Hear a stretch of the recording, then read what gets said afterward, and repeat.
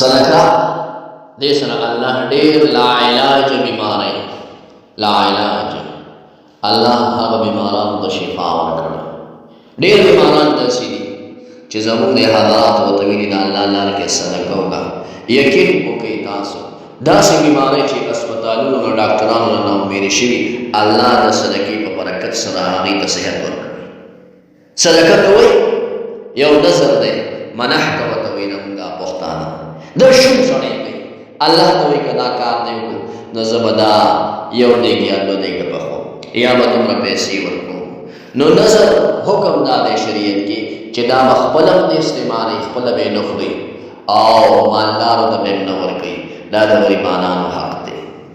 او پاتې شو صدقه، نو صدقه کوئ د خلکو هم خوښي او الله ته انسان نږدې شي او ډېر آفاتو نه هم بچ کېږي.